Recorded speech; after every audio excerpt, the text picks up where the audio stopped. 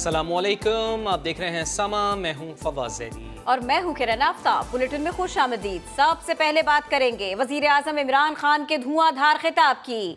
मानसहरा जलसे में कहा, ऑपोजिशन के सियासी जनाजों पर नया पाकिस्तान खड़ा होगा। 3 चूहे मिलकर मेरा शिकार करने आ रहे हैं। ये चाहते हैं कि किसी तरह NRO दे दूं। शहबाज शरीफ अपनी अचकन संभाल कर रख लें। ऑपोजिशन लीडर को चेरी ब्लॉसम का लक़ब भी दे डाला।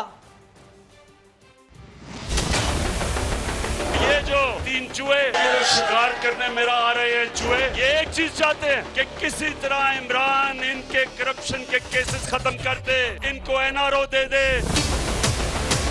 जिस दिन मैंने इनके करप्शन के केस माफ किए, मैं पाकिस्तान से सबसे बड़ी गद्दारी करूंगा।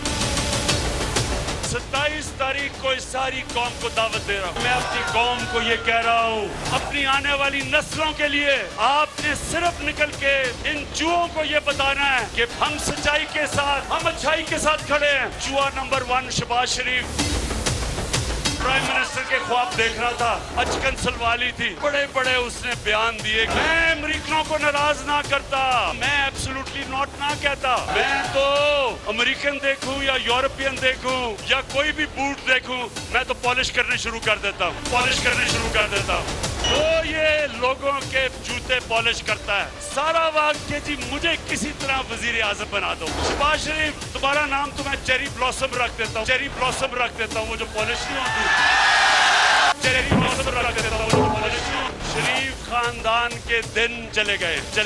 शरीफ खानदान तो अब ऐसे लग रहा है कि ये अब लंदन में जाके सियासत करेंगे। अगर इन्होंने इंग्लैंड में सियासत की तो मुझे यकीन है कि थोड़ी देर के बाद इंग्लैंड पाकिस्तान से कर्जे मांगेगा, क्योंकि कहेगा हमारा दिवालिया निकाल दिया।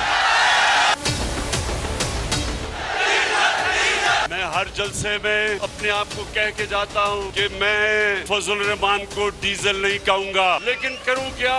मैं जब खड़ा होता हूँ तकरीर करने के लिए तो सारे पंडाल से डीजल की आवाजें आनी शुरू हो जाती हैं।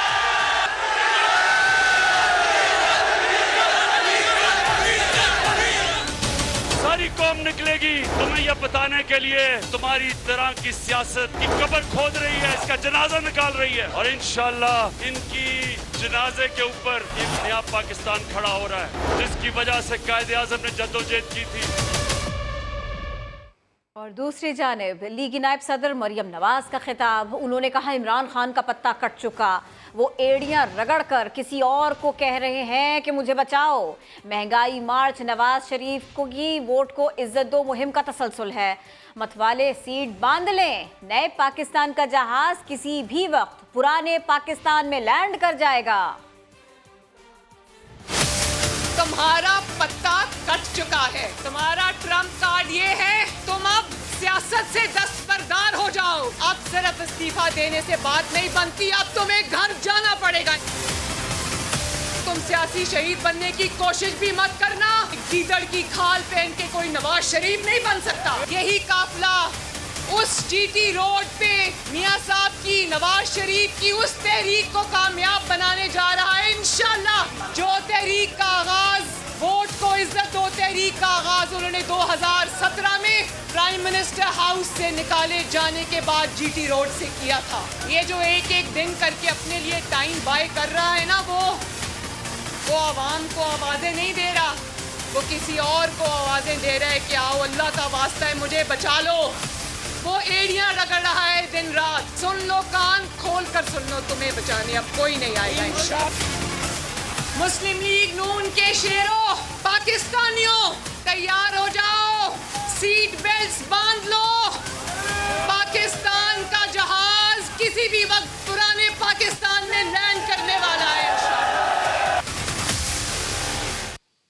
वजीर आजम के खिलाफ तहरीक अदम एतमाद पेश न हो सकी। कौमी असम्बली का इजलास बगैर कार्रवाई के मुलतवी कर दिया गया। अपोजिशन के 162 में से 159 अरकान ऐवान पहुंचे। स्पीकर असद कैसर ने मरहूमीन के लिए फातिहा खानी कराई और फिर पीर तक इजलास मुलतवी कर दिया।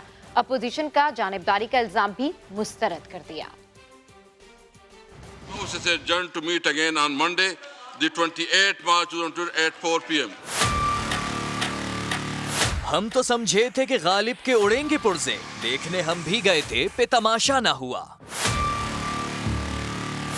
ओपोजिशन की रिक्वेजिशन पर बुलाया गया कौमी असेंबली का सेशन। हिज़्ब इख्तिलाफ को उम्मीद थी कि अदम एतमाद की तहरीक पेश होगी, गर्मा गर्म बहस होगी, मगर स्पीकर ने उनके अरमानों पर ठंडा पानी डाल दिया। The House is adjourned to meet again on Monday. अहम तरीन इजलास के लिए शहबाज शरीफ, बिलावल, आसिफ जरदारी समेत ओपोजिशन के बड़े रहनुमा वक्त से पहले ऐवान में पहुंच गए थे। ओपोजिशन के 162 में से 159 अरकान हाजिर थे। हुकूमती बेंचों पर कई विफाकी वुज़रा तो नजर आए, मगर बहुत सी निशिस्तें खाली थीं। स्पीकर असद कैसर ने निशिस्त संभाली और सबसे पहले ओपोजिशन के जानिबदारी के इल्जामात को मुस्तरद किया। वोट ऑफ नो कॉन्फिडेंस की करारदाद पर मैं आइन और असेंबली कवायद के मुताबिक कार्रवाई करूंगा। उसके बाद मरहूम एमएनए ख्याल और अगज़ई के लिए फातिहा खानी कराई और असेंबली इजलास पीर तक मुलतवी कर दिया। जब भी कोई मुअज़्ज़िज़ मेंबर वफात पा जाता है तो उसके एहतराम में उस दिन का एजेंडा जो है ना दूसरे दिन के लिए मुअख्खर किया जाता है। आज भी हम मुअज़्ज़िज़ मेंबर की वफात पर इजलास की मज़ीद कार्रवाई की बगैर मुलतवी करते हैं। ऐलान सुनकर ओपोजिशन लीडर शहबाज शरीफ माइक की तरफ लपके कुछ कहना चाहा, मगर स्पीकर अपनी कुर्सी से उठे और चले गए। स्पीकर असद कैसर का कहना था कि किसी रुकन के इंतकाल के बाद कौमी असेंबली का पहला इजलास फातिहा खानी के बाद मुलतवी कर दिया जाता है। माजी में ऐसी सूरत हाल में 24 बार इजलास मुलतवी किया जा चुका है। अंदर स्पीकर ने बोलने नहीं दिया तो बाहर आकर ऑपोजिशन लीडर ने खूब भड़ास निकाली। मियां शहबाज शरीफ ने कहा स्पीकर ने आर्टिकल 6 की खिलाफ वर्जी की। बिलावल भुट्टो जरदारी बोले इमरान खान को मुकाबले से भागने नहीं देंगे। स्पीकर नेशनल असेंबली ने इमरान नियाजी के साथ मिलकर साजिश की। मैं पॉइंट ऑफ ऑर्डर पे खड़ा हुआ। मैंने बहुत कहा कि मेरा माइक खोले, माइक खोले। उन्होंने देखने की गवारा नहीं किया, उन्होंने उठकर चले गए।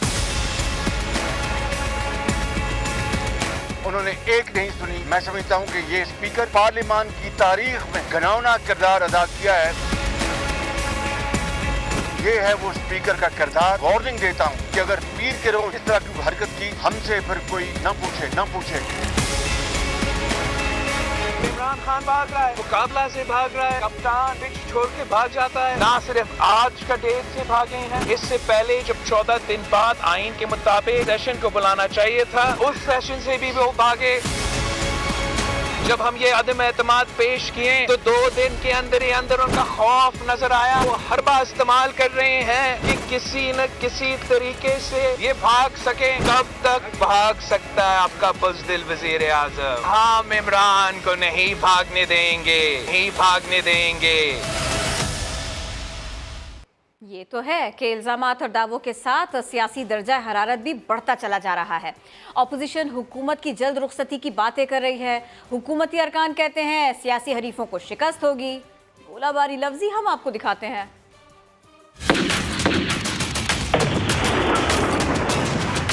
4 अप्रैल से पहले फारिग हो जाएंगे अदम एतमाद के जरिए। अगला लाइमल अपोजिशन का यही सोच है अभी कि एक हुकूमत बनाई जाए।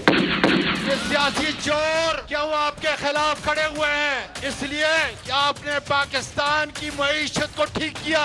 ये अपनी सियासी मौत मरेंगे खुदा के फजल से। स्पीकर ने मैंडेट खोया है। स्पीकर बन गया है टाइगर फोर्स का एक हिस्सा। वो कोर कमेटियों में बैठ रहा है। स्पीकर ने कोई गैर कानूनी गैर आईनी काम उन्होंने नहीं किया। आप कहते हैं आपके पास नंबर्स पूरे हैं तो फिर आपकी काम पे क्यों टांग रही हैं? तुमने जितने तमाशे लगाने थे लगा लिए। ये पाकिस्तानी कौम निकलेगी। तहरीके अदम एतमाद बहुत भारी अक्षर से कामयाब होगी।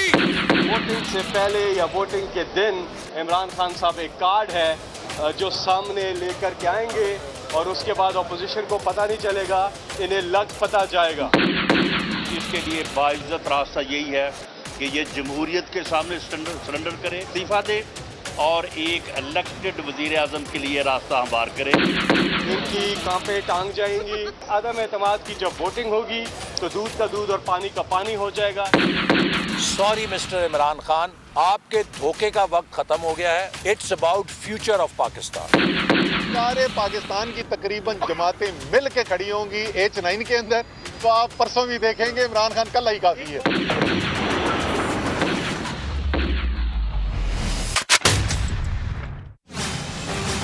पहले पेट पूजा फिर काम दूजा, मामला जानिए इसी बुलेटिन में। वज़ीर-ए-आज़म इमरान खान कहते हैं इस्लामाबाद में जमीन खरीदने के लिए मंडी लगी हुई है।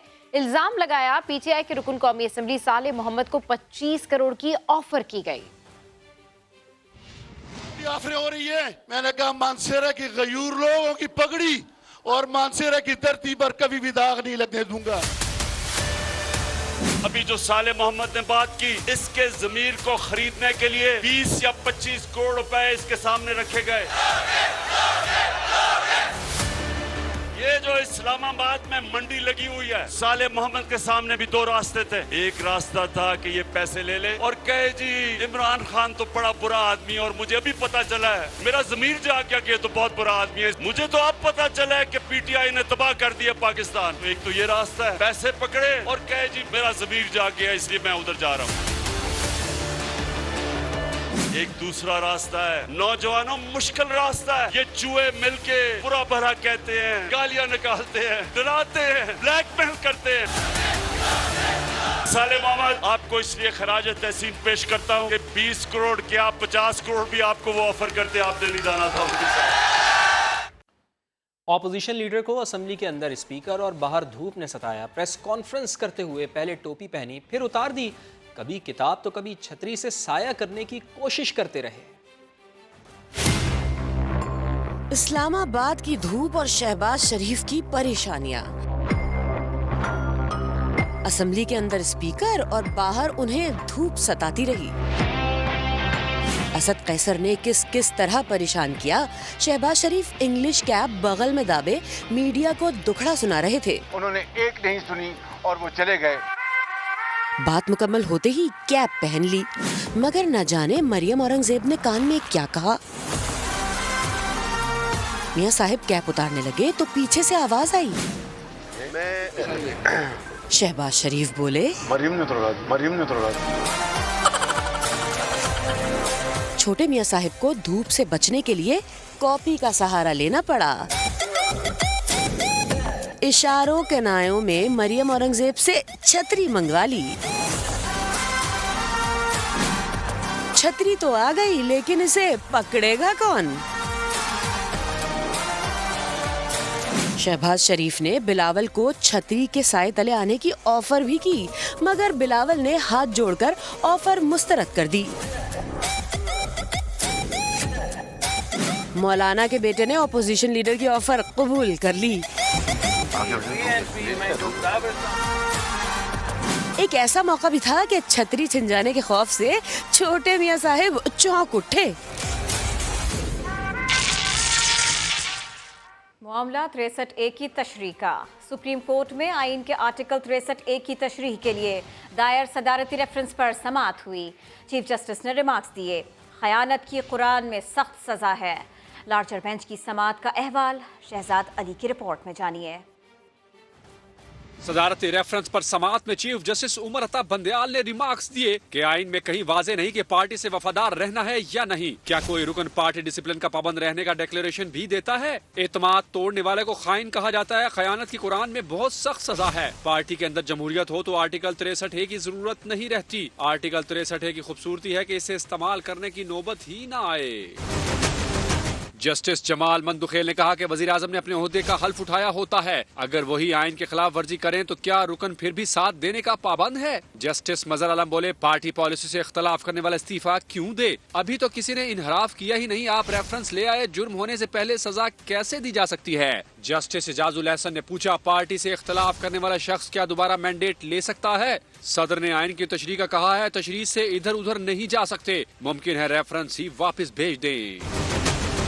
दौरान समाअत अटॉर्नी जनरल ने दलाइल में कहा कि वजीर आजम और रुकने असम्बली के हल्फ में फर्क है। आर्टिकल 63A के तहत आज तक कोई नाअहल नहीं हुआ और ना ही इस आर्टिकल की खिलाफ वर्जी पर पैसे लेना साबित करना जरूरी है। जस्टिस मुनीब अख्तर ने रिमार्क्स दिए कि अगर वोट शुमार न हो तो किसी को दूसरी कश्ती में जाने की जरूरत ही नहीं रहेगी। केस की मजीद समाअत फिर 28 मार्च को होगी। नवाज शरीफ ने मियां शहबाज शरीफ को टेलीफोन करके काफ लीग समेत तमाम हुकूमती इत्तेहादियों से राब्ते जारी रखने की हिदायत की है। मियां शहबाज शरीफ हुकूमती इत्तेहादियों से दोबारा मिलेंगे। तफसीलात जान लेते हैं। ब्यूरो चीफ लाहौर नईम हनीफ साहब हमारे साथ मौजूद हैं। नईम साहब, राब्ते जारी रखे जाएँ, मियां नवाज शरीफ ने मियां शहबाज शरीफ को हिदायत दी है। बिल्कुल, अदम एतमाद तहरीक का खेल आखिरी ओवर में दाखिल होते ही राब्तों में बहुत तेजी आ चुकी है।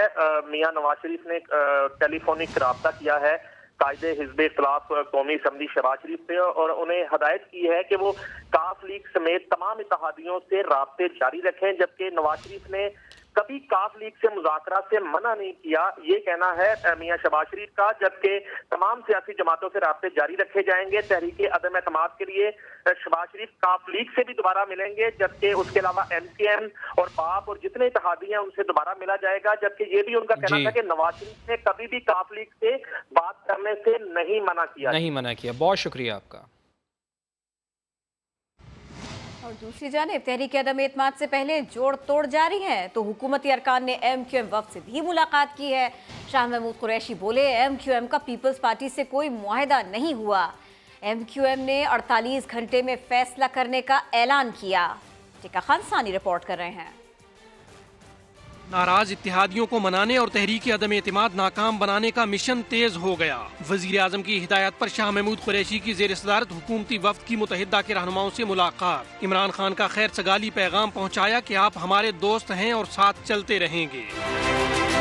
वजीर खारजा के मुताबिक MQM ने वाजे किया कि जियाले गलत बयानी कर रहे हैं। पीपल्स पार्टी से कोई मुआहिदा नहीं हुआ। मुतहिदा के अमीनुल हक ने भी साफ कह दिया, पार्टी ने अभी कोई फैसला किया ही नहीं। 24 से 48 घंटे यकीनन अहम है और इसके बाद MQM राब्ता कमेटी जो भी फैसला करेगी वो इसका ऐलान। MQM में वजारत मशीर गवर्नरशिप पे कभी भी कोई कॉम्प्रोमाइज नहीं करती है। जो पार्टी का फैसला होगा, जो खालिद अब्बास सिद्दीकी साहब का फैसला होगा, टॉप टू बॉटम हर आदमी उसका मत। वजीर मंसूबाबंदी असद उमर को भी यकीन है कि इत्तेहादी हुकूमत का ही साथ देंगे।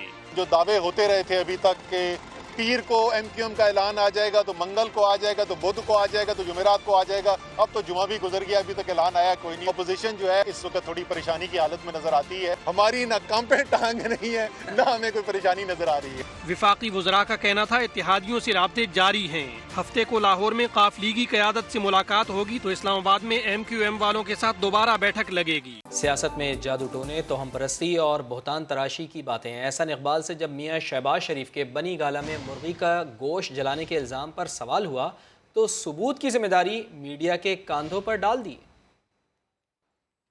बिल मारूफ ये नहीं कहता कि आप लोगों पे बहुतान लगाएं। जो तुमने बहुतान हम पे लगाए हैं, अल्लाह ताला तुमसे हिसाब लेगा। बहुतान बहुतान बहुतान बहुतान तराशी पर लंबा लेक्चर, मगर इस पर क्या कहेंगे? शहर इख्तिदार में लीगी रहनुमा अपनी प्रेस कॉन्फ्रेंस में बहुतान लगाने पर तर्ज देते रहे, मगर जब शहबाज शरीफ के इल्जाम पर सवाल हुआ तो लफ्ज तोल तोल कर बोलने लगे। क्या ये भी बहुतान के जुमले में नहीं आएगा या सबूत है आप लोगों के पास? देखिए, इसके बारे में जो मुल्क के अंदर इस वक्त तोहम परस्ती के ऊपर हुक्मरानी हो रही है, क्या आपके पास इसके सबूत हैं? इसके शवाहिद तो एक नहीं है, 20 हैं। क्या है वो 20 सबूत? मुल्की मीडिया नहीं, आलमी मीडिया भी इसके ऊपर भरा हुआ है। सबूत की बात हुई तो एहसान इकबाल ने कलम और कैमरों का सहारा लिया, लेकिन अगर ये महज बहुतान हुआ तो क्या आप कहेंगे sorry mister Imran Khan? MQM Pakistan के सरबराह खालिद मकबूल सिद्दीकी कहते हैं पीपल्स पार्टी से कोई इत्तेहाद और मुआहिदा नहीं हुआ, अपने मुतालबात की याददाश्त पेश की है। गए हैं तो ना कोई पाकिस्तान पीपल्स पार्टी तो सिंध हुकूमत से इत्तेहाद हुआ है, ना ही कोई मुआहिदा हुआ है। हम आप सब के मुतालबात की याददाश्त हम लेके गए हैं। उन्होंने वो मुतालबात पढ़े हैं हमारी मौजूदगी में। उन्होंने कहा है कि इस तमाम मुतालबात जायज़ हैं और अब इस मुतालबात को पूरा करने के लिए हिकमत अमली तैयार करनी है। हम फिर बैठेंगे उनके साथ। हमारा यही काम है कि हम उन तक पहुँचा दें और अमल दरामद कराने की कोशिश करें। उन्होंने ना तो हमें हुकूमत की पेशकश की है, ना ही हमने कबूल की है। पंजाब में तब्दीली का मुतालबा क्यों किया जा रहा है? समा ने ट्विटर सर्वे में सवाल किया तो 44% सार्फिन ने राय दी है कि उस्मान बुज़दार की कमज़ोर सियासी शख्सियत की वजह से पंजाब में तब्दीली का मुतालबा किया जा रहा है। 33% ने पंजाब में बैड गवर्नेंस को वजह करार दिया। 23% के ख्याल में पार्टी में इख्तिलाफ राय की वजह से ये मुतालबा किया जा रहा है। बड़ा फैसला हो गया। इस्लामाबाद के सेक्टर E11 में लड़का लड़की तशद्दुद केस के मरकजी मुल्जिम उस्मान मिर्जा समेत 5 मुल्जिमान को उम्र कैद की सजा सुना दी गई। आदिल तनौली की रिपोर्ट देखिए। लड़की और लड़के की नाजेबा वीडियो बनाकर उन्हें ब्लैकमेल करके भत्ता लेने वाले मुजरिमों को अपने घिनौने करतूतों की सजा मिल गई। इस्लामाबाद के एडिशनल सेशन जज अतार उबानी ने E11 वीडियो स्कैंडल केस का महफूज फैसला सुना दिया। उस्मान मिर्जा समेत 5 मुजरिमों को उम्र कैद की सजा सुनाई गई। तफसीली फैसले के मुताबिक इस्तगासा उस्मान मिर्जा के अलावा इदारस क़यूम भट्ट, मुहिब खान बंगश, हाफिज अताउर रहमान और फरहान शाहीन के खिलाफ जुर्म साबित करने में कामयाब रहा। 5 मुजरिमान को लड़की को पब्लिक मकाम पर बरहना करने के जुर्म में उम्र कैद और 2-2 लाख रुपए जुर्माने की सजा सुनाई गई। मुलजम उमर बिलाल और रेहान हुसैन पर जुर्म साबित न हो सका, जिसकी बिना पर उन्हें बरी कर दिया गया।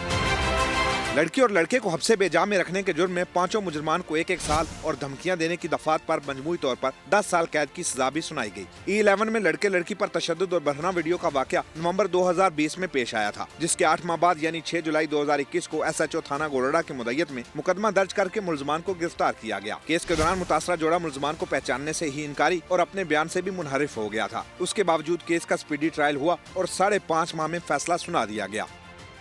साबिक कप्तान शाहिद खान आफरीदी कहते हैं कैंगरूज कप्तान का इनिंग्स डिक्लेयर करने का फैसला दिलेराना था। वो यहाँ पे जीतने के लिए आए थे, कोई ड्रॉ करने के लिए नहीं आए थे, ना हारने के लिए आए थे। वो जीत, उनका एटीट्यूड से पता चल रहा था कि वो जीतने के लिए खेल रहे हैं। आउटस्टैंडिंग परफॉर्मेंस, बहुत बहुत मुबारकबाद जाती है कि हमारी कंडीशन, हमारी पिचेस, हर चीज हमारी, उसके बावजूद वो हमसे जीत के गए हैं। ओवरऑल टीम प्लान बहुत जबरदस्त था और उनके बॉलर्स ने बड़ी जान लगाई। इन पिचेस के ऊपर जान लगाना, इन पिचेस पे बॉलर बैट्समैनों को आउट करना मेरे ख्याल में बड़ी बात है और ये ऐसे नहीं वो दुनिया की बेस्ट टीमों में से आती है। ऑस्ट्रेलिया मेरे ख्याल में इससे बड़ी टीम कोई नहीं है जो बड़े मैचेस में प्रेशर सिचुएशन के अंदर किस तरह प्रेशर को हैंडल करते हैं, पैनिक नहीं होते, उसको और इंजॉय करते हैं। ये लोग प्रेशर को ज्यादा इंजॉय करते हैं, जिसकी वजह से इनके रिजल्ट्स पॉजिटिव आते हैं।